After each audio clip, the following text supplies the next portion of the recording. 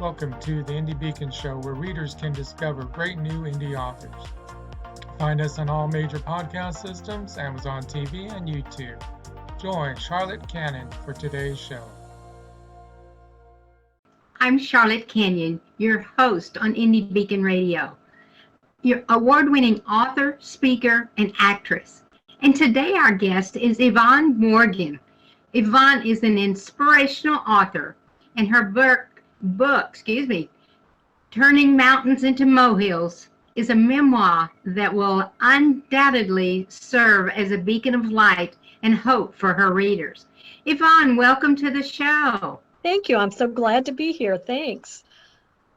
Now, before we get into your books, I'd like to know a little bit about your background, your family, and possibly, why you got into writing. Okay. I've got a very different background as far as what a lot of people grow up with.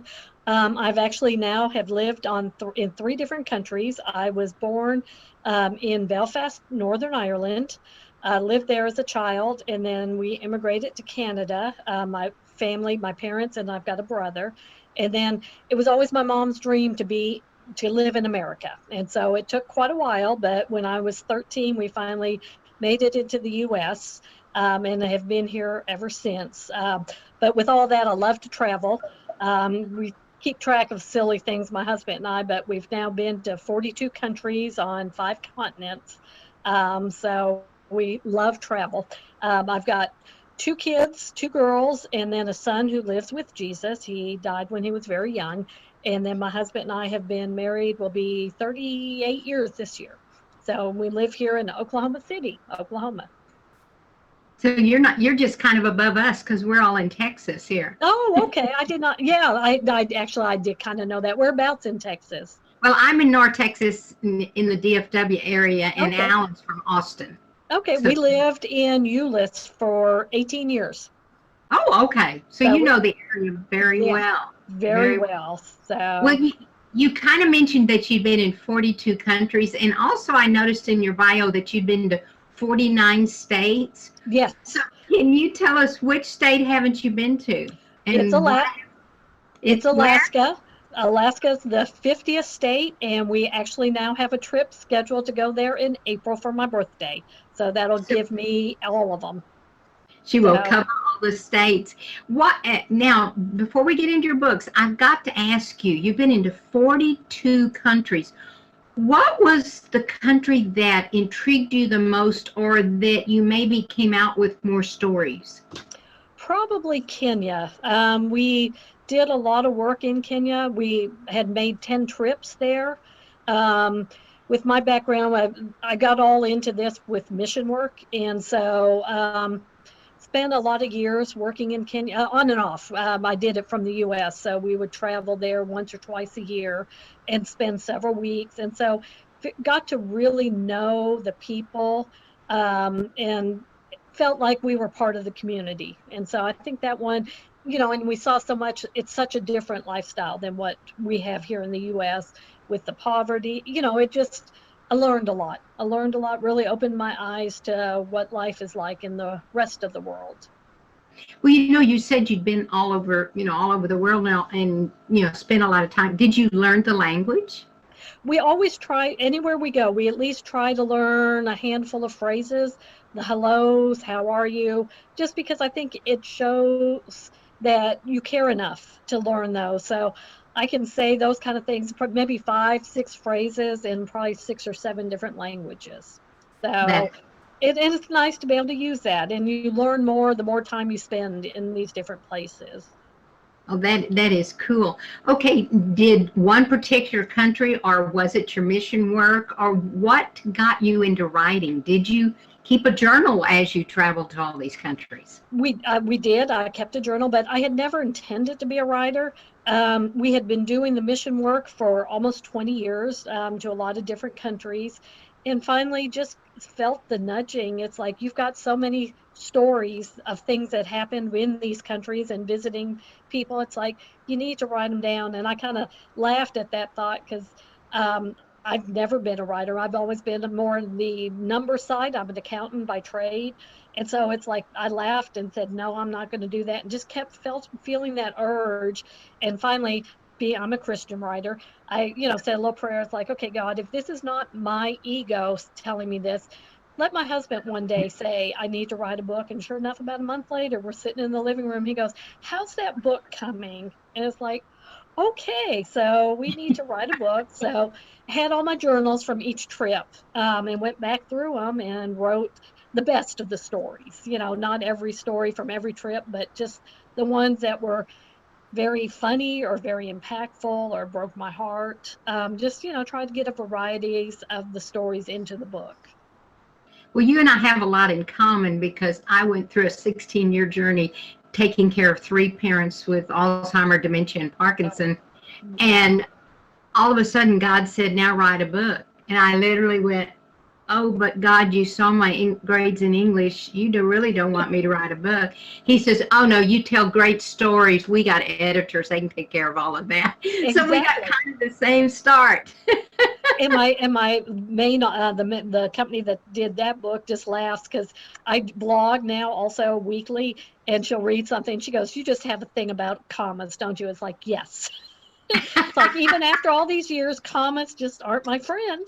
So we have a lot of laughs about that. So, but yeah, it's about the story. And, the writing is not always perfect as much as we try, but it's about getting the stories out there.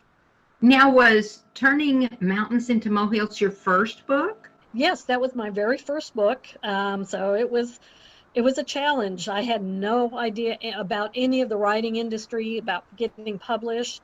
I happened to have enough sense to, it's like, okay, let me check out if there's some conferences, and went to a local conference here in Oklahoma City and signed up to do a pitch, just because it's like, okay, I got to learn how to do these things, even though I know nothing. And the lady I pitched with is who ended up publishing my book. And she just said, it sounds interesting. We're looking for some Christian editors or writers because we don't have any right now. And so she said, let's check it out. And took a little while, a lot of editing on because of my lack of skills on a lot of the type of things you have to do to make sure it sounds right. But she persevered with me, and we got it out there. Oh, that is super.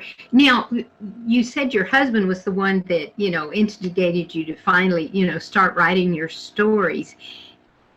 Now, do you intend to write more after this? Or? Yep, I've got my second book came out mid-December, and my third one just came out last week.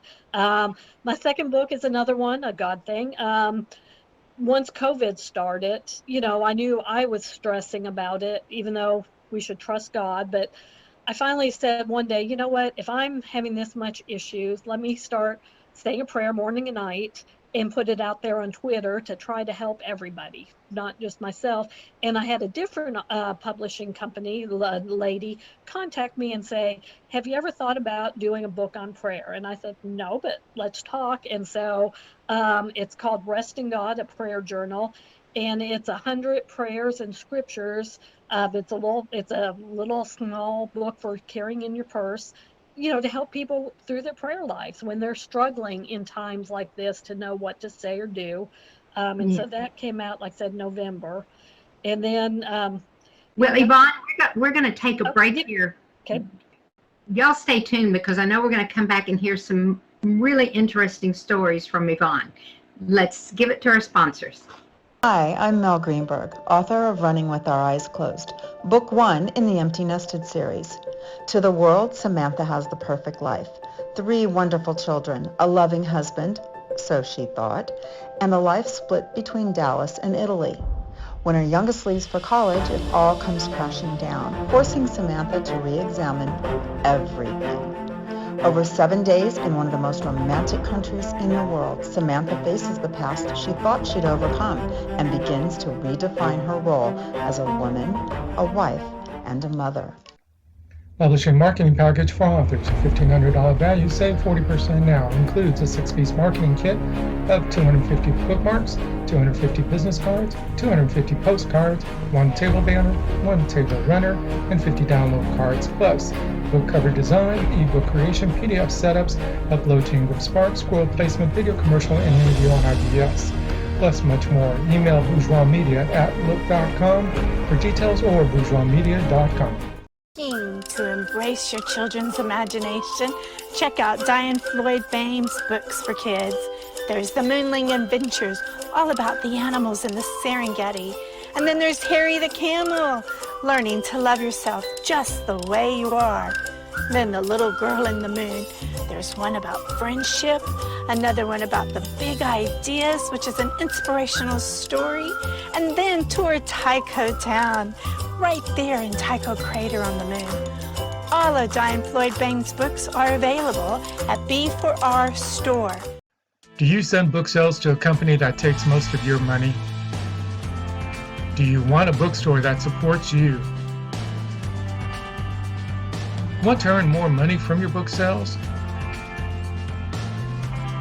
Introducing a bookstore for indie authors and small press only.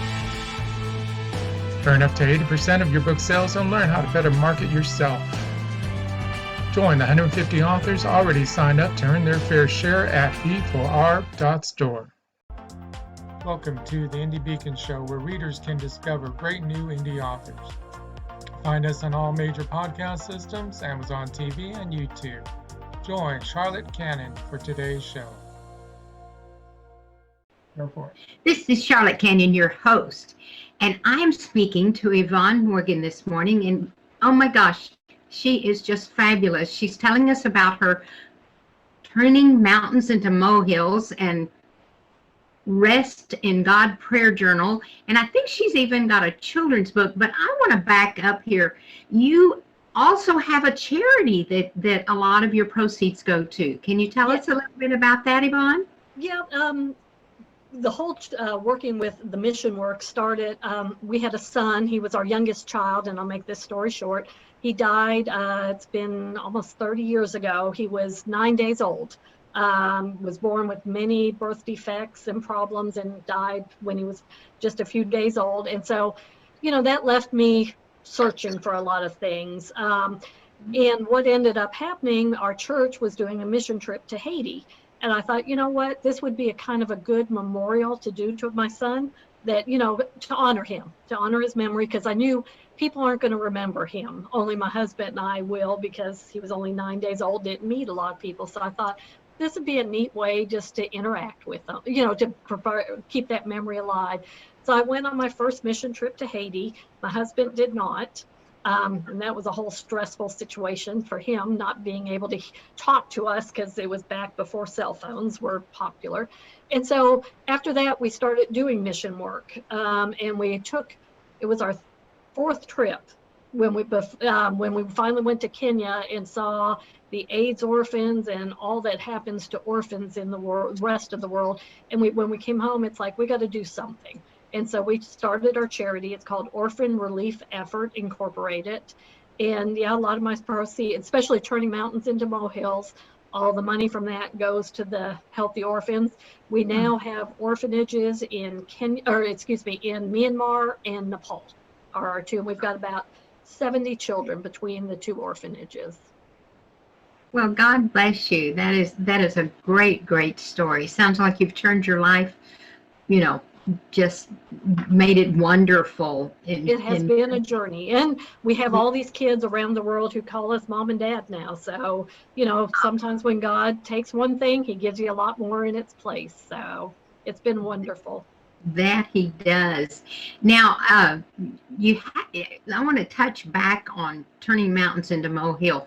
If you've got one of your favorite stories that you could tell us about in, 2 or 3 minutes, I would love to give our listeners a little piece of that book.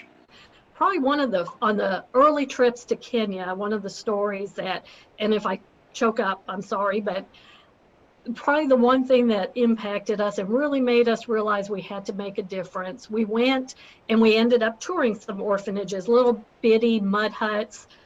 Pretty much it was a little community run by widows, and they just pooled all their resources, so nothing organized. And we went there, and they had made all their balls that they played with out of string and old fabric. And we try not to be Americans when we do mission work, but it was one thing, it just tugged at my heart. It's like, okay, I can go down to the little store and buy a bunch of little plastic soccer balls for a couple bucks. And it's like, so I did it. We did it as a team, and we took them back and we gave them to them, and the kids played with them. We had a blast. And then about a month after we got home for that trip, because it takes the mail a while, we got a letter from the ladies that ran it. And she said, I just have to tell you about one of the boys. She said, you made his dreams come true. She said, with that soccer ball, he had always dreamed of playing with a real soccer ball. And she said, and about a week after y'all left, he died from AIDS. And she said, and you fulfilled his dream. And it's like, okay, I can make a difference by buying a child a soccer ball. What more can we do without doing a lot, without a lot of effort? So, and that's in the book, and that one has always stuck with me, probably. Oh, that's beautiful. It's kind of, I have this philosophy, I expect a miracle every day, and I'm sure that was your miracle for that day. It was. You had touched that. And in fact, with that book too, the artwork on the front of it, on the cover, was done by one of our orphans in Nepal. His name's Gideon, and he's a great little artist. He's 17 now. I shouldn't say little anymore. And I told him about the book, and he's like, do you want me to draw a picture for the cover? And it's like, yep. And so that's where our artwork for that one came. Oh, that's a wonderful story in itself. And with all of your children, and I'm going to say it's your extended family at your orphanage and all, I now know why you wrote a children's book. And you've got a children's book coming out called Sad Little Wildflower. Yep. Can you tell us, when you started that and a little bit about it? And that one is, I've got 4 grandkids now, 4 granddaughters. We've been blessed with lots of girls in the family. And so after doing all this other writing, I thought, I want to make sure their legacy and their Christian faith is strengthened. And I want to make sure I'm doing my part as a grandmother with that. And so I thought, what can I do? And one day I was playing around with my blog, and I wrote this story about, so much of the world, they want to tell us how we are supposed to be. Well, God made us who we are, and we have to accept who we are. And so I thought, that's such an important lesson. So I wrote it in my blog, and several people comment. It's like, that's such a cute little story. And I thought, what, this would be a great little kid's book. And so turned it into that, and just waiting, with the artwork on your children's books, it takes a little longer. So just hopefully that'll be out sometime this year, hopefully before summer, but it's in the hands of the publishers, and the artists, so we're waiting on that. Well, I can relate to that. You and I have a lot in common, because I have a children's book coming out, and it's called Lovebirds. Charlie's Looking for a Mate, and it's about 2 cardinals I watched do their mating dance and fall in love in my backyard over about 2 or 3 days. Oh, wonderful. Now, with grandkids, I have to share, though. I have 20 grandchildren. 20? Yes, okay. God has blessed. You don't look old enough to have near that many, but... Oh, I don't even want to tell you my age. And this is going to air, so I'm probably not going to do that. But I'm a whole lot older than I look. I think my mom had good genetics that she just passed on to me. Now, wow. You said you do a blog. Yes. Tell us more about is it daily or is it weekly? Weekly. I started out early because, they recommend, which is a good way to also practice your writing skills. And that's kind of how that got started. I've been doing that about 6 years now. I started out twice a week, and that was a little more than I could keep up with. But once a week, it's also called Turning Mountains into Molehills.org. And it's a Christian theme. I look at things that God shows me, how to find God in the ordinary events of your life. As kind of the underlying, and just sometimes it's stories of mission fields, sometimes it's a Bible study, but all things of what God has shown me through my life, and just trying to share that wisdom with others. Okay. Do you interview anyone else, or is it just you on your blog? It's just me so far. Every once in a while, I've done a couple other authors that I know that they're promoting their book or getting information about their book out there. So I've done that, but it's pretty much just me. So it keeps me busy. Well, what do you see in your horizons? Well, like I said, my third book just came out. It's called Finding Faith, Hope, and Love in a Broken World. And it's a Bible study using 1 Corinthians 13:13, which is faith, hope, and love. The greatest of these is love. And I just really, with the state of our country and our world, Christianity seems to be falling off the map a little bit. And it's like, if we can focus on what's important, having faith, having love for others, and having hope, if we can focus on those, we can really make a difference in the world. And so that came out just, I think January 14th was the official date. And it has, after each chapter, it has questions. So it's more like a Bible study than something different than my other books. Well, it sounds like, well, I have the feeling that there's a grassroots movement, and that, yes, you're right. I think we all need to shift back the way it was, and be closer to God. That is my philosophy as well. We've only got a minute here, but I'm going to ask you to think about something. In like one sentence or less, what would you tell a new author or someone that wanted to write their story? What little advice would you give them? I would tell them, no matter what other people or that you meet discourage you, keep at it. We all have a story to tell that will make a difference, even if it's for only one person. And that's what we write for. You don't write to become the millionaire, because you won't, but you write to make a difference for that one person, whether it's making them laugh or cry or giving them something to think about. Yeah, it's kind of like I keep telling my husband, I said, if you would just win the lottery, I'd give away all my books, I could speak for free, and I would be in hog heaven. Oh, yes, I agree. There's another way we're similar. It's like that. And well, I've done 2 women's conferences in Myanmar, and it's like, could you just win the lottery, and we'll do those all over the world just to teach these women about Christ and having fun. Yeah. Well, Yvonne, we're going to take a little break here, and we're going to let the sponsors do their thing. Authors Marketing Guild, a membership-owned company where authors can learn how to better market and sell their books. Join us at authorsmarketingguild.com. Mary Ann Fairmouth is a career consultant with 30 years experience in the national recruiting world, a multi-award-winning author in multi-genres, and a speaker that gives presentations to help you succeed. Her book, Revolutionary Recruiting, made the top 20 global list of recruiting books. Find her on Amazon, your favorite bookstore, or at fairmouth.com.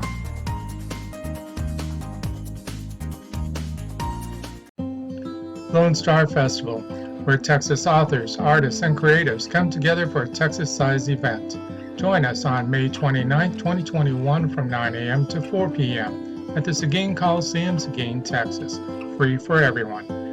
Produced by Texas Authors Institute of History. Sponsored by B4R.store, Authors Marketing Guild, and the City of Seguin.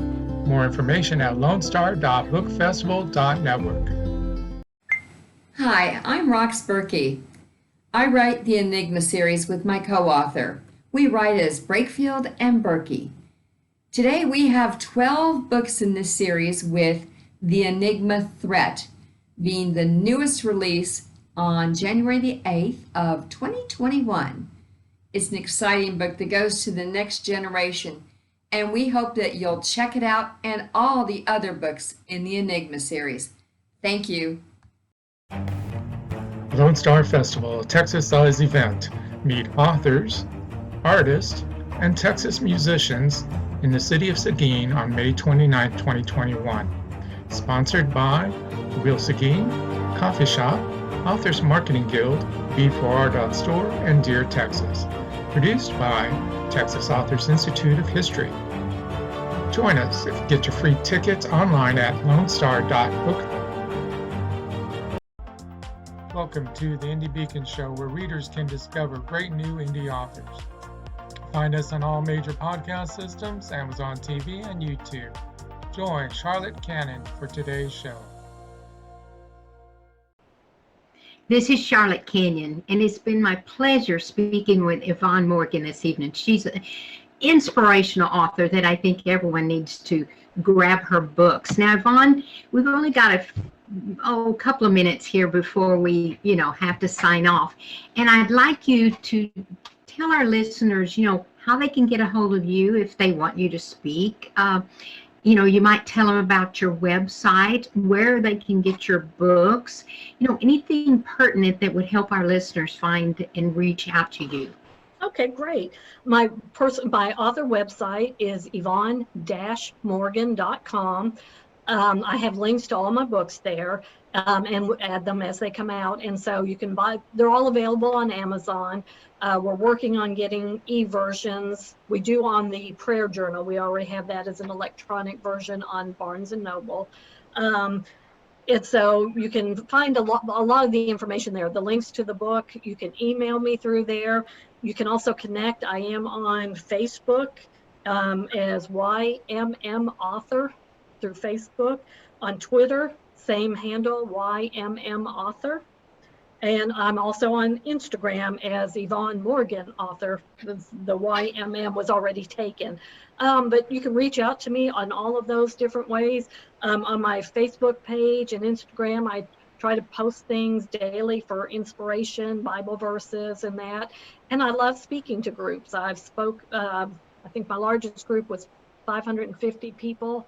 Now that was with Myanmar, but have done several different church groups I've spoken with, and so love to share, love to tell about the stories. So, anybody, you can contact me through my webpage. My email address is also YvonneMorgan2012@gmail.com. So you can connect with me that way. Now, you mentioned that your books are in Barnes & Nobles. They are on the webpage. I know the electronic one is through their e-reader. We had not been able to get that on Amazon quite yet. We're working on it.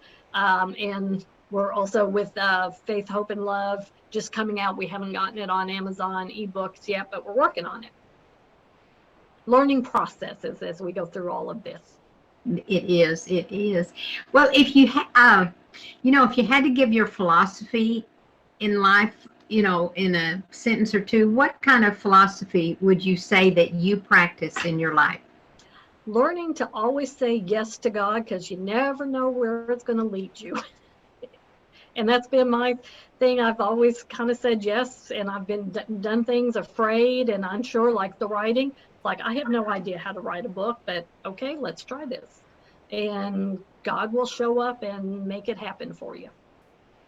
Well, when when a door shuts, he opens a window. He does. That is for sure. Well, Yvonne, this has been a very inspirational, talking to you, hearing about your books, especially about your adventure. Now, I haven't been in 49 of the states, but I have been in Alaska, and you're going to love it. I can't wait. I have a brother that lives there. Say hi to my brother Bill in Juneau. I think Bill's your husband's name, isn't it? It is.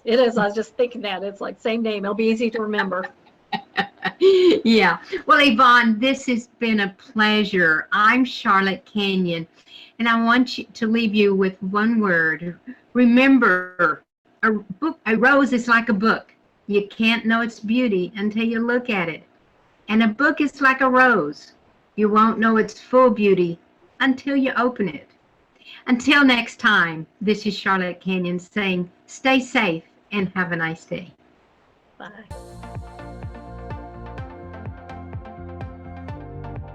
Thank you for watching the Indie Beacon Show. It is produced by BL Bourgeois for Authors Marketing Guild, copyright 2021. Voiceover by Randy James and BL Bourgeois. To be a sponsor of this show or for more information, please email us at info@authorsmarketingguild.com.